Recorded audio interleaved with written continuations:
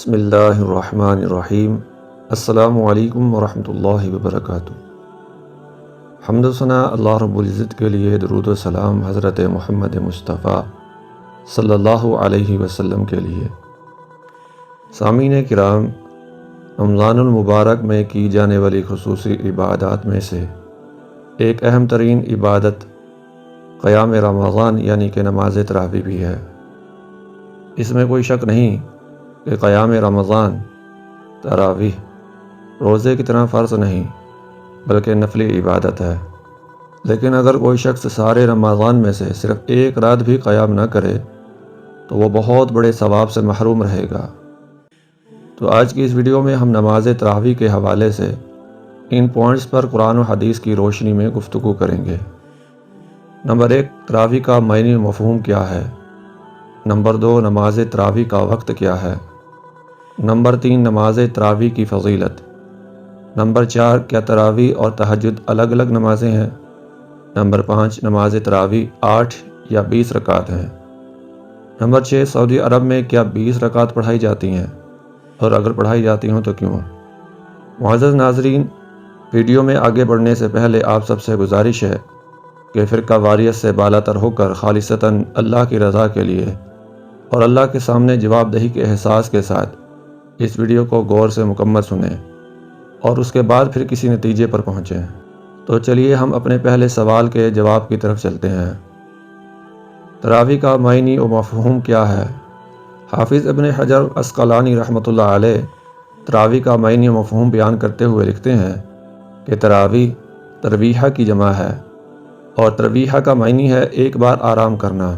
نماز تراویح کو تراویح اس لیے کہا جاتا ہے کیونکہ لوگ اس میں 4 رکعت کے بعد استراحت و آرام کرتے ہیں۔ ہماری آج کی اس ویڈیو کا دوسرا پوائنٹ اور سوال کہ نماز تراویح کا وقت کیا ہے؟ عہد رسالت و عہد صحابہ میں تراویح کو قیام اللیل یعنی تہجد کی نماز کہا جاتا تھا، جس سے یہ بات بالکل واضح ہوتی ہے کہ نماز تہجد کا وقت عشاء کی نماز کے بعد سے لے کر اذان فجر تک ہے۔ اس وقت کے دوران کسی بھی وقت نماز تراویح کو پڑھا جا سکتا ہے۔ صحیح البخاری کی حدیث نمبر 994 میں آتا ہے، سیدہ عائشہ رضی اللہ تعالی عنہا بیان فرماتی ہیں کہ رسول اللہ صلی اللہ علیہ وسلم نماز عشاء اور نماز فجر کے درمیان 11 رکعت ادا فرماتے تھے۔ ہر 2 رکعت کے بعد سلام پھیرتے اور 1 رکعت وتر پڑھتے تھے، یعنی آخر میں 1 رکعت وتر پڑھ کر سابقہ نماز کو وتر بنا دیا کرتے تھے، طاق بنا دیا کرتے تھے۔ اب آئیے نماز تراویح کی فضیلت پر بھی غور کریں۔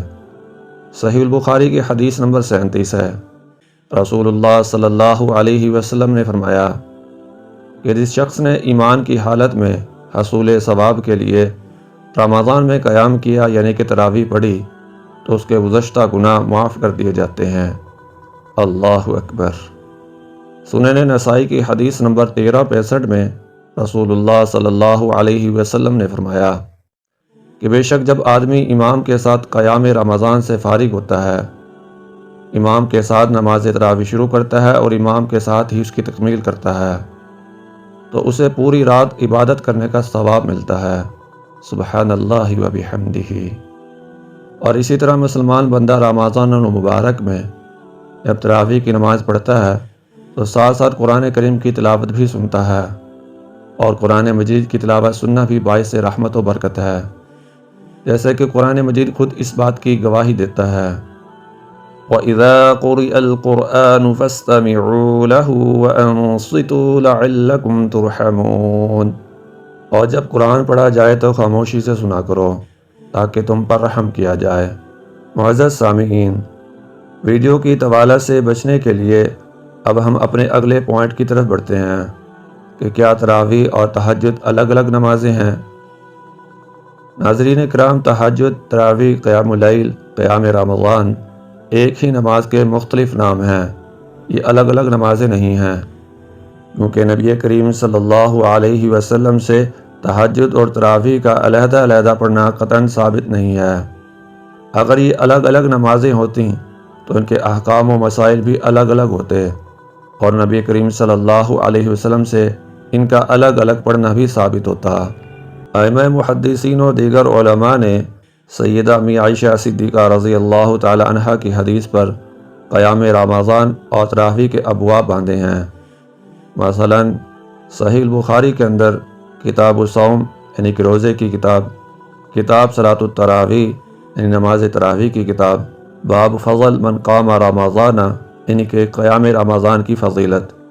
اور اگر تہجد اور تراویح کو الگ الگ نمازیں مانا جائے، جیسا کہ کہا جاتا ہے کہ تراویح کی رکعت 20 اور 3 وتر ہیں اور تہجد کی نماز 8 اور 3 وتر ہے، تو اس طرح تو یہ لازم آتا ہے کہ نبی کریم صلی اللہ علیہ وسلم نے ایک رات میں 2 بار وتر پڑھے تھے، جبکہ سنن ترمذی کی حدیث نمبر 470 میں آتا ہے کہ نبی کریم صلی اللہ علیہ وسلم نے خود یہ ارشاد فرمایا ہے کہ ایک رات میں 2 وتر نہیں ہیں، چونکہ رسول اللہ صلی اللہ علیہ وسلم کے قول و فعل میں تضاد نہیں ہو سکتا، لہٰذا یہ ثابت ہو گیا کہ آپ صلی اللہ علیہ وسلم نے رات میں صرف 1 وتر پڑھا ہے، یعنی کہ ایک بار ہی وتر پڑھا ہے، اور آپ صلی اللہ علیہ وسلم سے صرف 11 رکعات ثابت ہیں، جن کے دلائل ہم آگے چل کر پیش کریں گے۔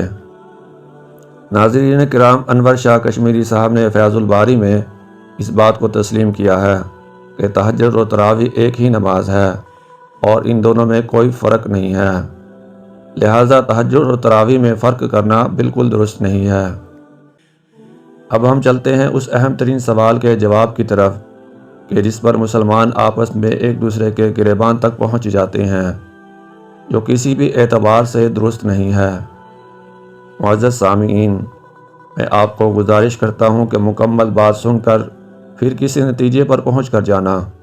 یاد رکھیں کہ تراویح ایک نفل نماز ہے، اور نفل کے لیے قرآن و حدیث میں تطوع کا لفظ استعمال ہوا ہے، اور تطوع کے معنی ہیں وہ عبادت جو شوق اور ہمت سے کی جائے، یعنی جتنی آپ کے اندر ہمت اور صحت اجازت آپ کی دیتی ہو، آپ اتنی نفل عبادت کر سکتے ہیں اور اتنے نوافل ادا کر سکتے ہیں، ان کی تعداد چاہے 8 ہو یا 10 ہو یا اس سے کم یا زیادہ ہو، مگر یہ کہنا کہ نبی کریم صلی اللہ علیہ وسلم سے یا صحابہ کرام رضوان اللہ علیہم اجمعین سے 20 رکعات پڑھنا ثابت ہے اور 8 رکعت پڑھنے والوں پر مختلف اعتراضات کرنا قرآن و حدیث کے دلائل کی روشنی میں بالکل بھی انصاف کی بات نہیں ہے۔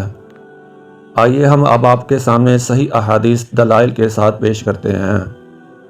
یہ آپ کے سامنے اسلام 360 ہے، اس میں ہم نے صحیح مسلم کی حدیث نمبر 1718 سرچ کی ہے۔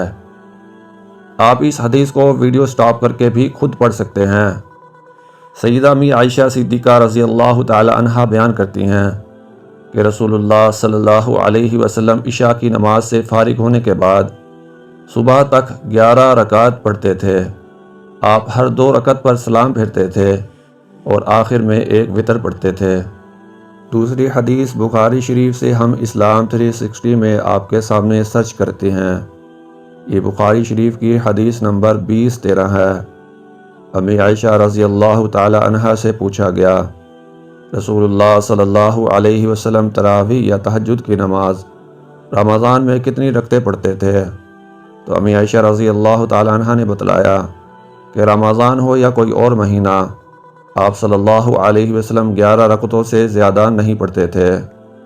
سامعین کرام، تیسری دلیل ہم آپ کے سامنے ابن حبان سے دے رہے ہیں، جس میں واضح طور پر رمضان کا ذکر بھی موجود ہے۔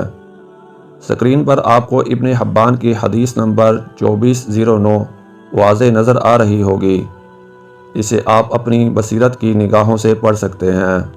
حضرت جابر بن عبداللہ رضی اللہ تعالیٰ عنہ بیان فرماتے ہیں کہ نبی اکرم صلی اللہ علیہ وسلم نے رمضان کے مہینے میں ہمیں 8 رکعات پڑھائیں، پھر آپ نے وتر ادا کیے۔ اس حدیث کی سند بھی صحیح ہے اور اس کے راویوں سے امام بخاری رحمۃ اللہ علیہ نے بھی حدیث نقل کی ہے، اور اسی طرح موطا امام مالک کی حدیث نمبر 249 جو کہ آپ کے سامنے کھول کر سکرین پر دکھائی جا رہی ہے۔ خود پڑھیں اور فیصلہ کریں اور شدت پسندی اور فرقہ واریت کے بت کو توڑ دیں۔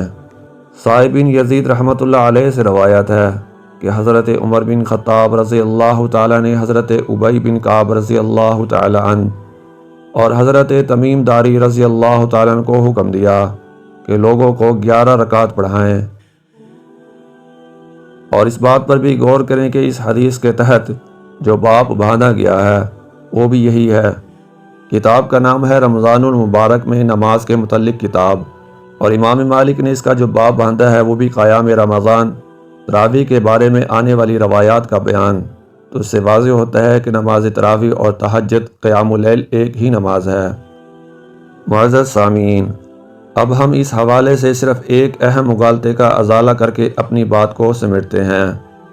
ویسے تو مومن کے سامنے جب رسول اللہ صلی اللہ علیہ وسلم کی ایک صحیح حدیث بھی آ جائے تو اس کے ایمان کا تقاضا ہے کہ بغیر کسی چونکے چنا کے اس حدیث کی تحقیق و تصدیق کے فوراً بعد عمل شروع کر دے۔ مگر آپ کی اچھی طرح تسلی کے لیے کچھ دلائل عرض کر رہا ہوں۔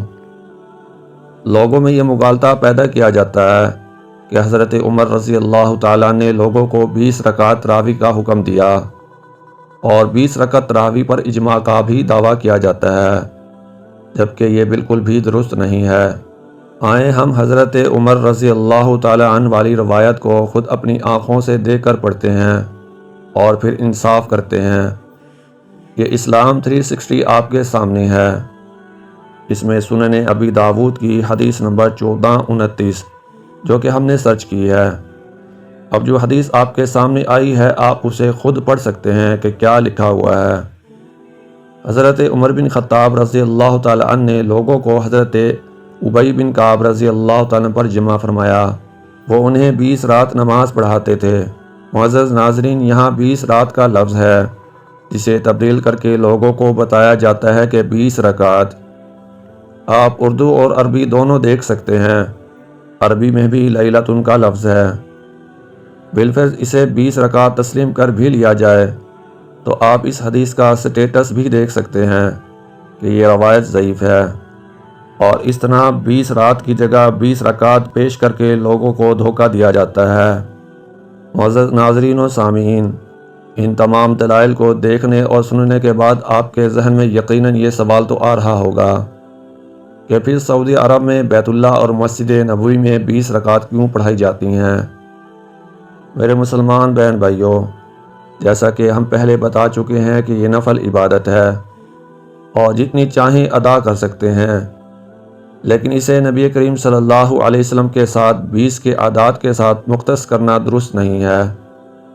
یہی وجہ ہے کہ مسجد الحرام اور مسجد نبوی کے ائمہ کرام بھی 8 رکعت تراویح کو مسنون کہتے ہیں، اور اسی وجہ سے 10 رکعت کے بعد امام بھی تبدیل کر دیا جاتا ہے تاکہ بعد میں آنے والے دور دراز کے مسافر جو کہ عمرہ کے لیے بھی آتے ہیں اس تراویح کی فضیلت کو حاصل کر سکیں۔